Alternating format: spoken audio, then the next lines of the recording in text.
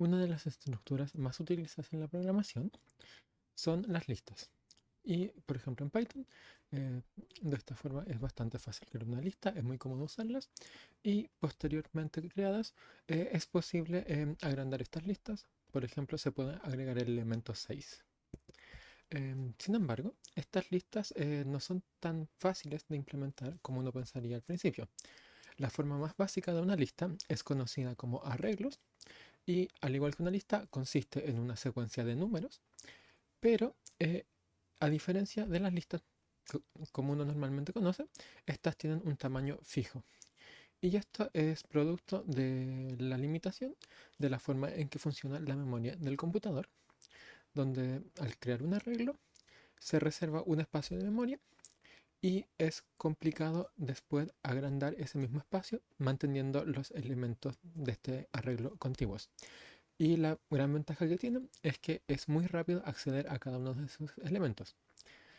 Pero si uno quisiese agrandar un arreglo fijo, lo que uno debería hacer es crear un arreglo más grande de lo necesario con espacios vacíos y a medida que se necesite se van llenando estos espacios vacíos. El problema de esto es que muchas veces es imposible saber cuál es el tamaño final que va a tener un arreglo que crece en el tiempo. Por esto es que es necesario una solución conocida como arreglos dinámicos porque van cambiando en el tiempo. La forma más común de estos arreglos dinámicos son los doubling array, que consisten en crear un arreglo con capacidad extra, el cual se puede ir llenando a medida que se necesita. Pero una vez que ese espacio se llena, es necesario crear un nuevo arreglo del doble del tamaño y esto permite otra vez tener más espacios vacíos que se pueden ir llenando otra vez hasta que eventualmente se tiene que volver a crear un nuevo arreglo y duplicar el tamaño. El problema de esto es que si uno quisiese hacer cálculos de una forma más rápida mediante el uso de paralelismo, eh, es- aparecen grandes problemas de sincronización. Primero, ¿qué es el paralelismo? Esta es una forma de descomponer un problema en tareas pequeñas que pueden resolverse simultáneamente. Entonces, nosotros tenemos un problema, lo dividimos en distintas tareas, resolvemos cada una de esas tareas al mismo tiempo, lo que es mucho más rápido que resolver una después de otra.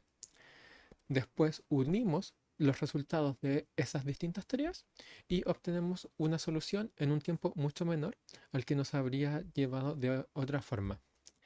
El problema de esto es la sincronización entre las distintas tareas o procesos, como se dice normalmente. Por ejemplo, si tenemos una variable con el valor 5 y tenemos un proceso cuya tarea es sumarle un 1 a esa variable y otro proceso con la tarea de restarle 1, entonces no hay forma de saber cuál va a ser el resultado final de esta variable x. Podría tener un valor de 4, de 5 o de 6. Y cada vez que se ejecuta este programa podría tener un valor diferente. Y esto es un gran problema cuando uno trabaja con doubling array, en el que en ciertos momentos hay dos arreglos distintos y es imposible asegurar que un proceso esté trabajando en el más nuevo. Una solución a este problema es lo que se conoce como el F-vector, que sigue la misma idea del doubling array, de duplicar el tamaño cada vez que se necesita, pero en vez de crear un nuevo arreglo y eliminar el anterior, el F-vector lo que hace es dividir el arreglo en distintas partes o subarreglos, de forma que cada subarreglo es del doble del tamaño del subarreglo anterior.